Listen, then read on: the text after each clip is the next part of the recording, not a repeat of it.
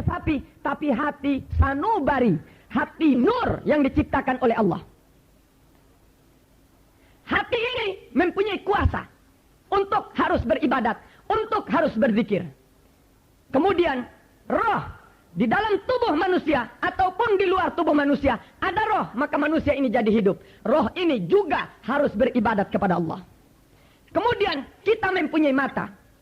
Mata dikatakan bisa melihat, bukan mata ini yang melihat itu, tapi rahasia Allah yang ada di dalam mata, maka mata ini bisa melihat. Bukti, kalau kita kasih keluar mata, taruh di atas meja, mata itu tidak bisa melihat apa-apa. Makanya ada orang buta matanya, tetapi dia bisa melihat. Karena yang melihat adalah sebenarnya rahasia Allah subhanahu wa ta'ala. Rahasia ini juga menjadi tanggung jawab Allah. Dia harus beribadat kepada Allah subhanahu wa ta'ala. Oleh sebab itu ulama tarekat membagi 4 macam zikir. Untuk ibtidak, untuk permulaan kita mengenal Allah, dibagi kepada 4 zikir. Lidahnya harus berzikir, disebut zikrul lisan. Oleh Al-Imam Sayyidina Syekh Abdul Qadir Al-Jailani, tarekat beliau Naqsyabandiyah dan Qadariyah, selesai sembahyang fardu, bacalah la ilaha illallah 165 kali. Lidah berzikir, la ilaha illallah. Karena susahnya manusia untuk menghilangkan atau melenyapkan tubuhnya, ulama tarekat memberi pelajaran supaya digerakkan bentuk la itu di dalam tubuhmu, agar tubuhmu itu tidak ada lagi kecuali yang ada hanya Allah. Makanya digerakkan dari kanan ke kiri seperti bentuk la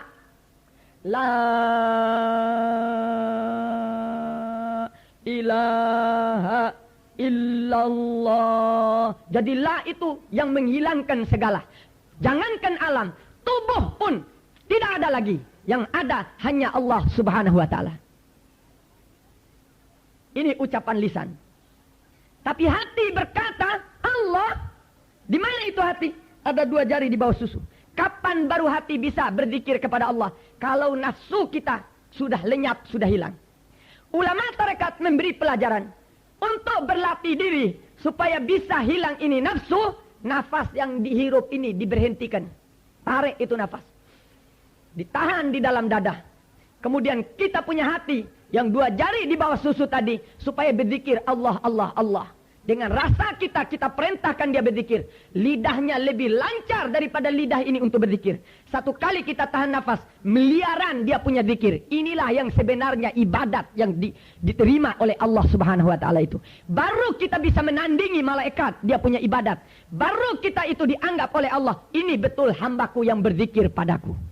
Kalau hanya zikir 165 kali, ini tidak berarti sama sekali karena ini urusan syariat. La ilaha illallah. Hanya 165 kali dicatat oleh Jibril, oleh malaikat.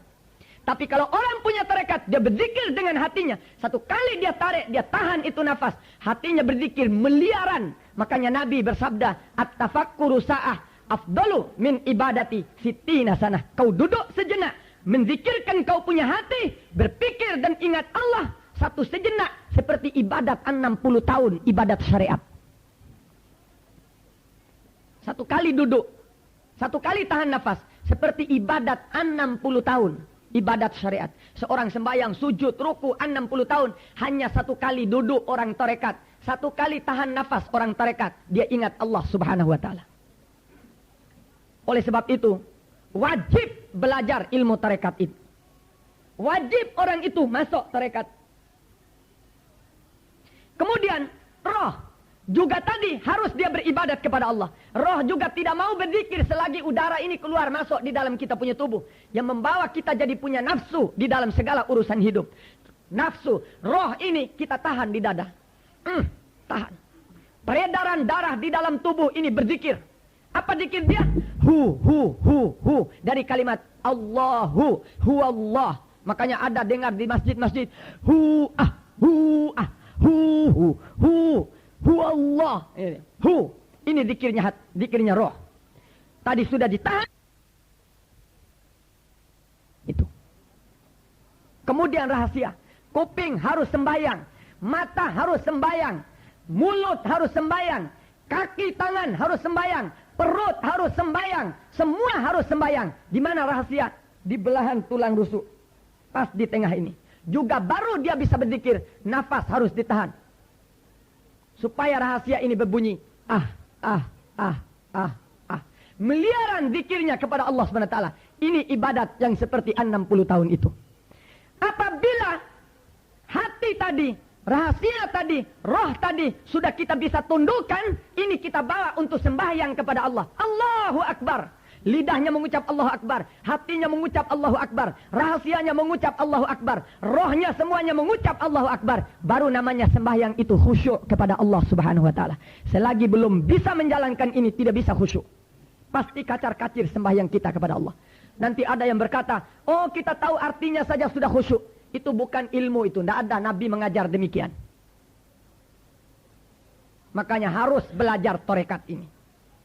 Mudah-mudahan Allah Subhanahu wa taala setelah saya pulang nanti, guru-guru yang ada, yang saya beat ini malam, bisa melanjutkan pelajaran tarekat ini untuk diturunkan kepada bapak-bapak dan ibu-ibu yang mau masuk tarekat saya, tarekat Naqsyabandiyah Qadariyah.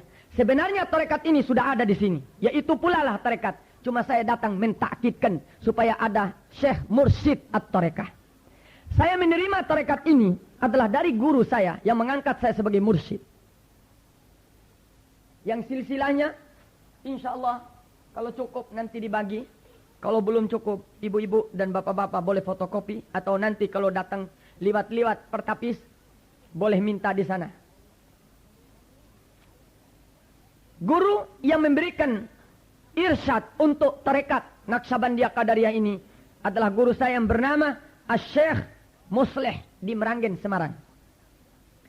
Syekh Musleh Meranggen di Semarang menerima dari Syekh Abdul Karim. Beliau asal dari Banten, tapi bertinggal di Makkah. Syekh Abdul Karim menerima dari Syekh Ahmad Khatib Sambas dari Sumatera.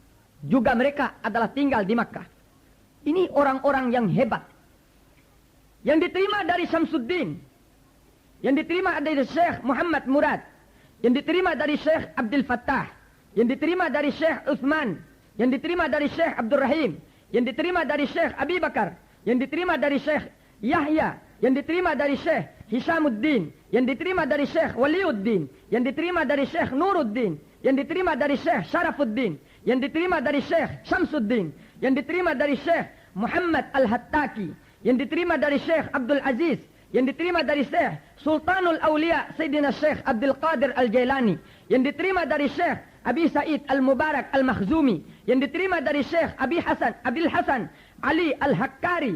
Yang diterima dari Syekh Abil Faraj At-Turtusi. Yang diterima dari Syekh Abdul Wahid At-Tamimi. Yang diterima dari Syekh Abi Bakar Ash-Shibli. Yang diterima dari Syekh Abil Qasim Junaid Al-Baghdadi, Imam Junaid.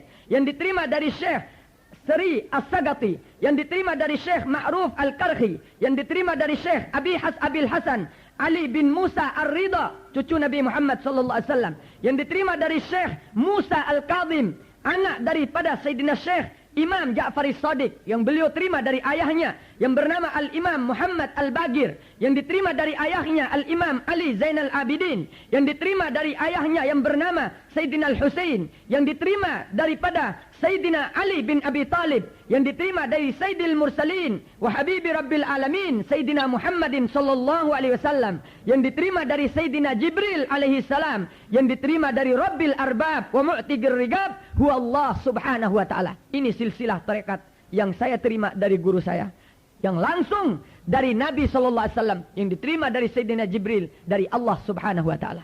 Makanya saya tidak ragu di dalam menyampaikan ajaran Allah. Tidak ragu di dalam menyampaikan ajaran Nabi Muhammad sallallahu alaihi wasallam, karena saya mempunyai pegangan guru-guru yang harus bertanggung jawab kepada saya yang telah mempelajari ilmu mereka itu.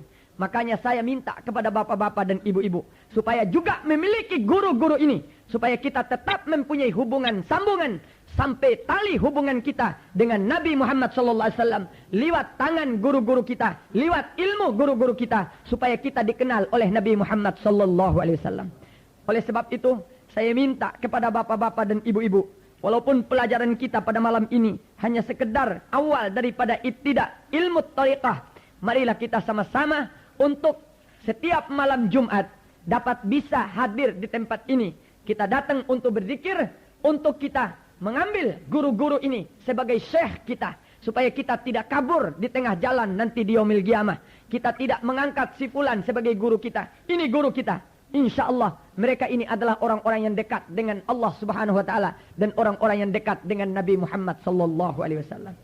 Mudah-mudahan bapak-bapak dan ibu-ibu bisa memiliki silsilah ini untuk dipasang di rumah, untuk setiap hari bisa mengirimkan Fatihah kepada mereka, untuk bisa berhubungan dengan mereka, untuk kita bisa mengamalkan ilmu-ilmu mereka, untuk kita tetap menjalankan zikir-zikir yang telah diatur oleh mereka, untuk kita menjadi hamba yang dekat dengan Allah Subhanahu Wa Taala. Makanya pada malam yang mulia ini, malam Sayyidul Ayyam, raja daripada setiap hari yang diciptakan oleh Allah, malam Jumat, malam yang diberi julukan oleh Nabi Muhammad Lailatul Gharra, malam yang penuh nur dan cahaya. Malam Nabi memberikan satu wejangan dan wasiat, aksiru alayya minas salati wassalami fi kulli lailatil jum'ah. Banyaklah kau untuk membaca salawat kepadaku pada setiap daripada malam Jumat.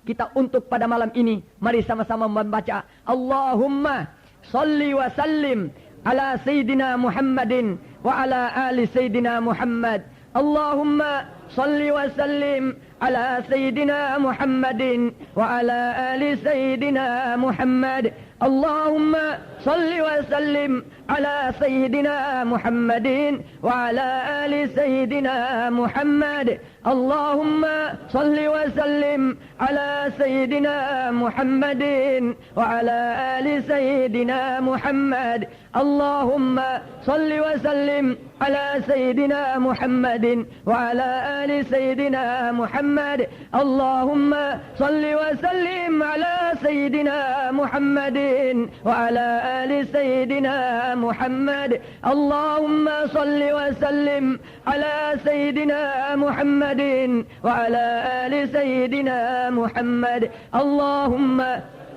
سلم على سيدنا محمد وعلى آل سيدنا محمد.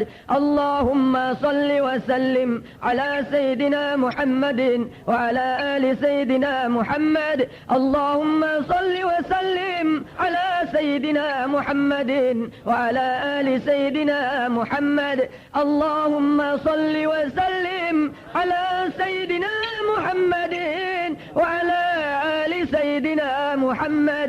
اللهم صل وسلم على سيدنا محمد وعلى آل سيدنا محمد. Kalau ibu-ibu, bapak-bapak membaca selawat dengan lidahnya, hatinya, rahasianya dan rohnya, satu kali saja baca selawat ketemu dengan Nabi Muhammad SAW. Ini rahasianya ilmu. Satu kali saja, tidak usah baca 1000 kali, satu kali saja. Kalau bisa baca seperti ajaran tarekat tadi, baca dengan hati, baca dengan roh, baca dengan rahasia. Setiap hari kita ketemu dengan Nabi Muhammad SAW. Dia karena ada di dalam tubuh kita, karena ada nur Nabi Muhammad di dalam hati kita, tidak mungkin kita tidak bisa melihatnya. Justru itu bapak-bapak dan ibu-ibu, ulama-ulama, insya Allah, mudah-mudahan dengan jalan ilmu ini mereka bisa lebih dekat kepada Allah.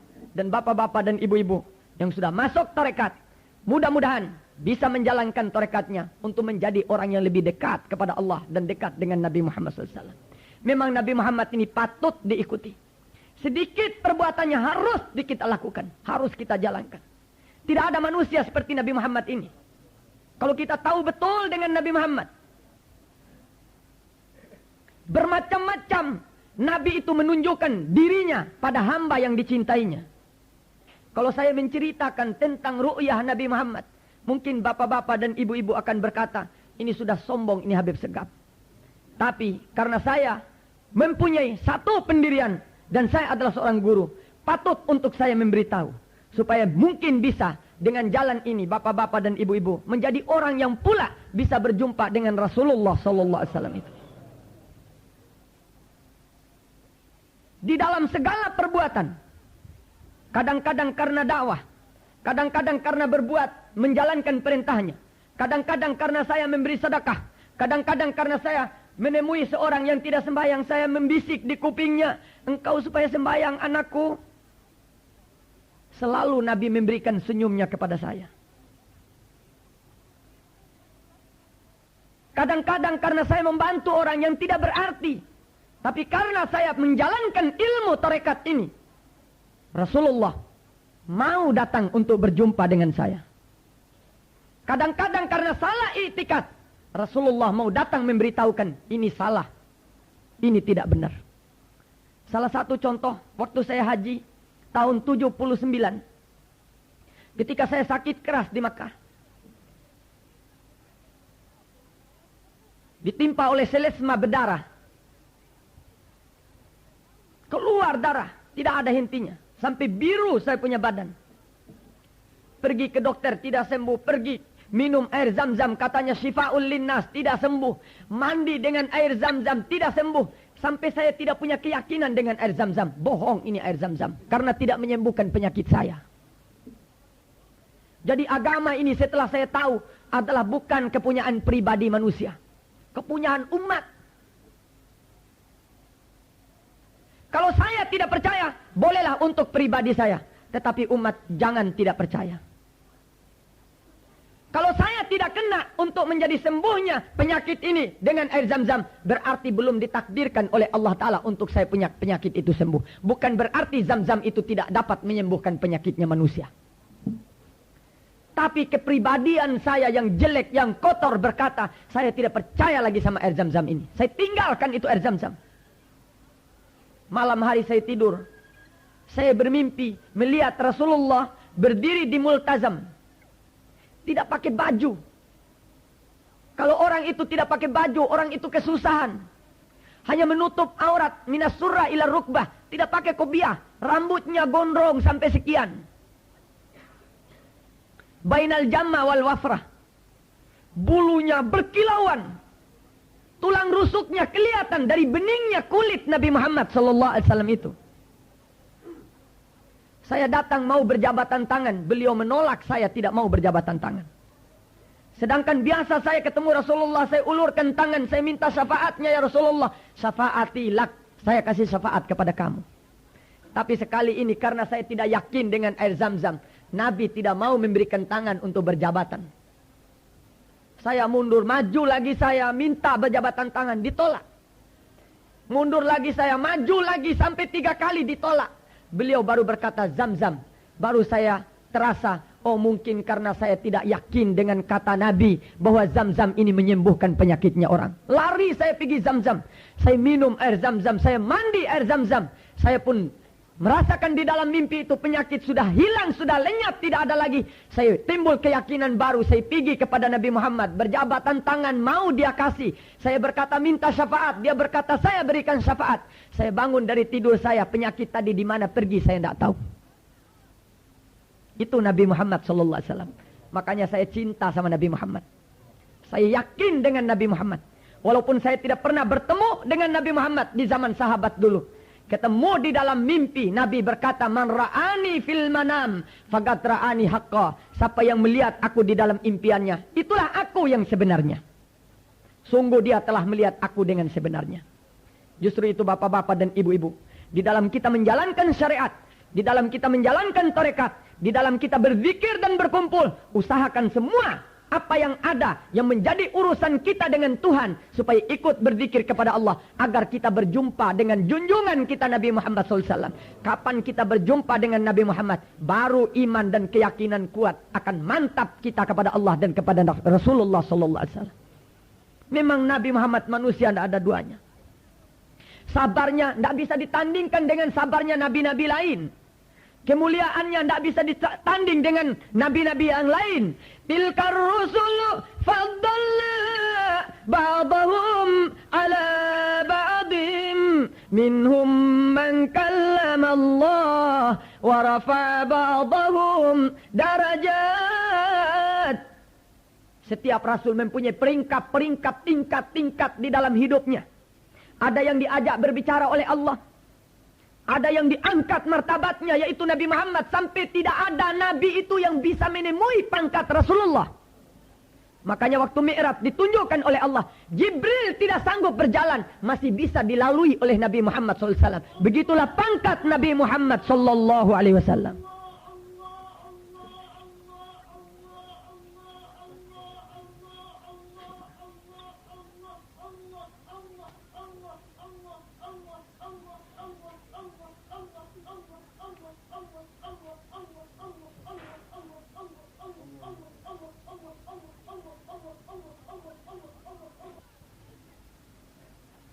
Akhlak, tindak tanduk, perbuatan, tutur kata, di dalam segala amal perbuatan, rukuk, sujudnya, semua digambarkan di dalam perbuatan Nabi. Tidak pernah dilakukan oleh nabi-nabi lain. Masih akhir hayat Rasulullah, beliau mengumpulkan semua sahabat. Beliau berdiri dan bercakap, berpidato. Barangkali ada di antara kamu, wahai sahabat-sahabatku, aku pernah berbuat salah padamu. Sampai di situ Nabi punya perbuatan.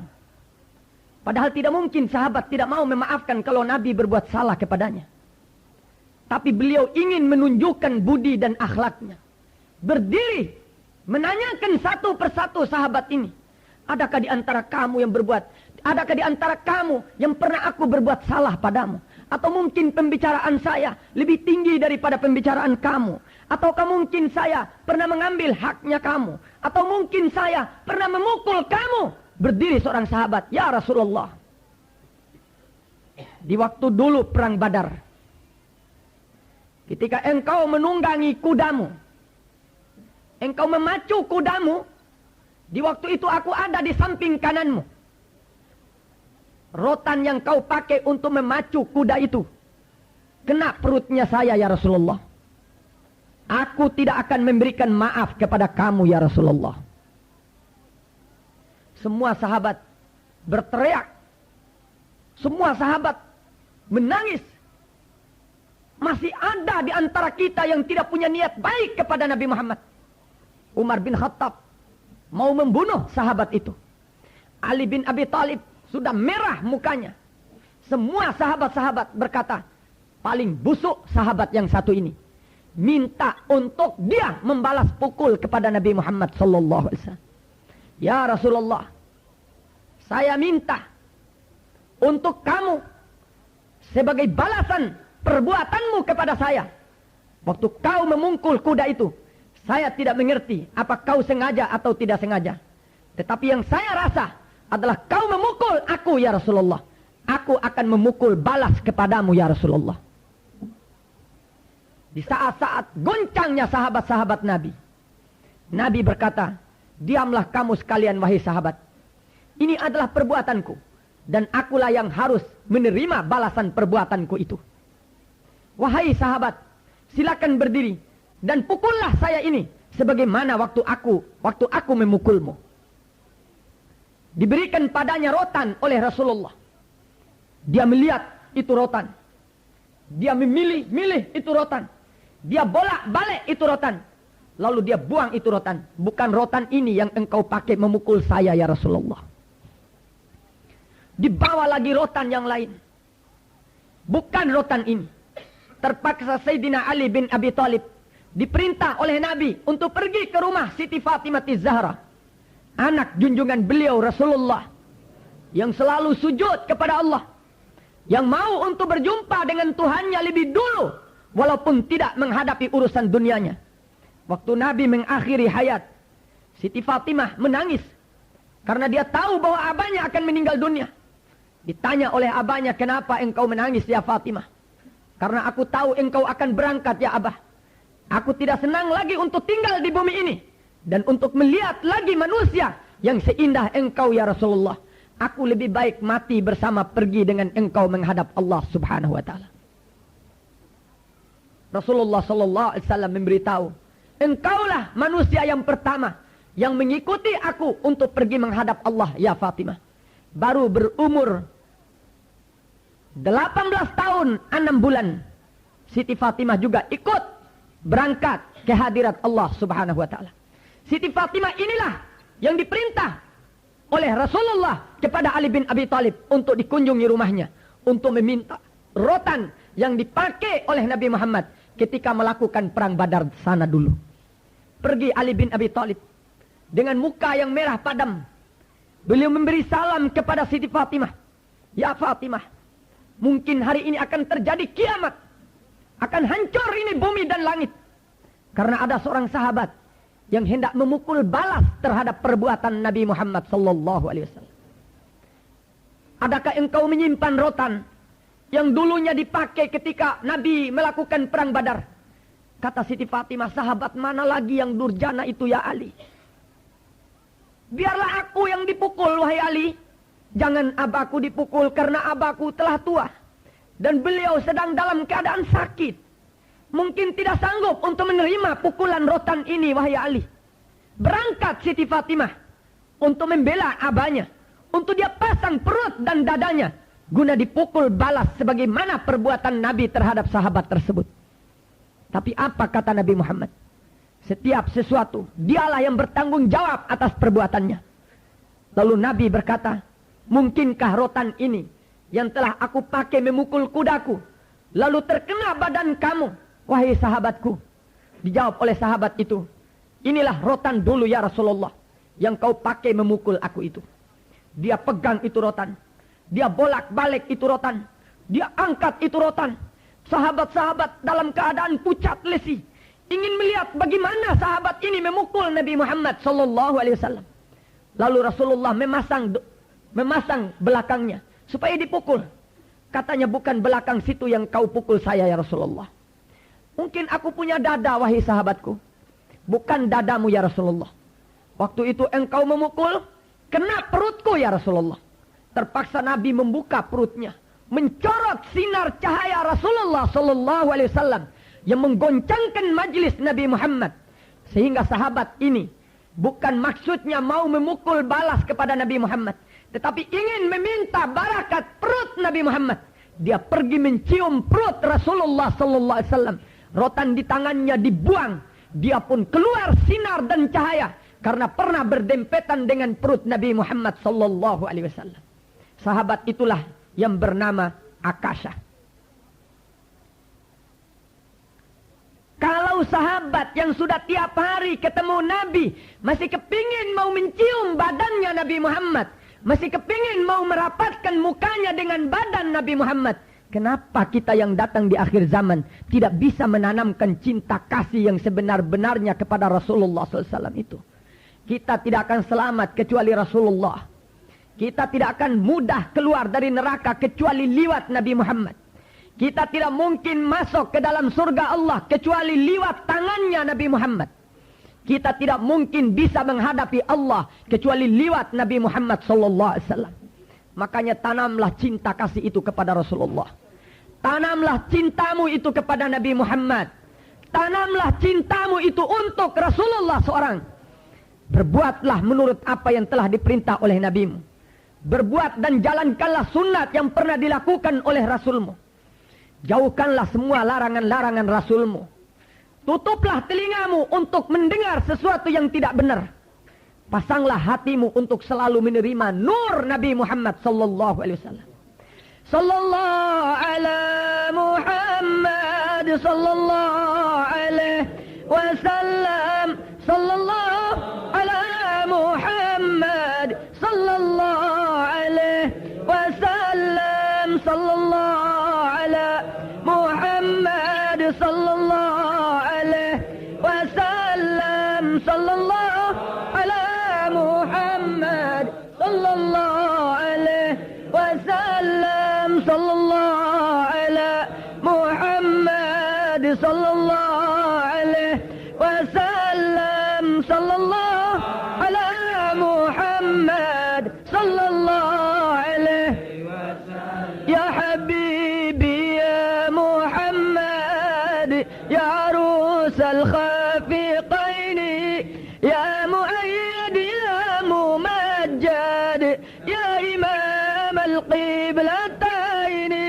Sallallahu ala Muhammad sallallahu alaihi wasallam. Sallallahu ala Muhammad sallallahu alaihi wasallam.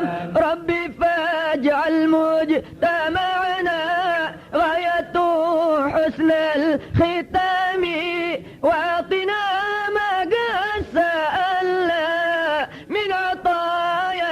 الجسام صلى الله على محمد صلى الله عليه وسلم صلى الله على محمد صلى الله عليه وسلم يا حبيبي يا محمد يا عروس الخفيقين يا مؤيد يا ممجد يا إمام القبلتين صلى الله على محمد صلى الله عليه وسلم صلى الله على محمد صلى الله عليه wasallam.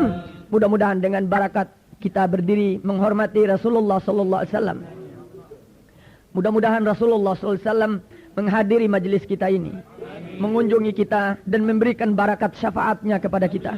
Dan mudah-mudahan dengan barakat Rasulullah ini kita mendapat rahmat dan kasih sayang Allah, diampuni kita punya dosa, dilindungi kita oleh Allah daripada segala malapetaka, fitnah dan nista. Ya Allah ya Rahman, bukakan hati kami ya Allah lewat syafaat Rasulullah sallallahu alaihi wasallam. Ya Allah ya Rahman, bukakan pintu rizki kami ya Allah lewat syafaat Nabi Muhammad sallallahu alaihi wasallam. Ya Allah, bukakan pintu hati kami ya Allah untuk mengenalmu dan mengenal Nabimu ya Allah lewat syafaat Nabi Muhammad sallallahu alaihi wasallam. Ya Rasulullah, ya Rasulullah, ya Rasulullah, ya Rasulullah, ya Rasulullah, ya Rasulullah, ya Rasulullah, ya Rasulullah, ya Rasulullah, ya Rasulullah, ya Rasulullah, ya Rasulullah, ya Rasulullah, ya Rasulullah, ya Hababa, ya Rasulullah, ya Allah ya Rahman, nas'aluka al-afwa wal-afiyah bijahi Sayyidina Muhammad, bijahi Rasulikal Karim. Ya Allah ya Rahman, nas'aluka al-afwa wal-afiyah bijahi Nabika Muhammadin, bijahi Rabbika Muhammadin,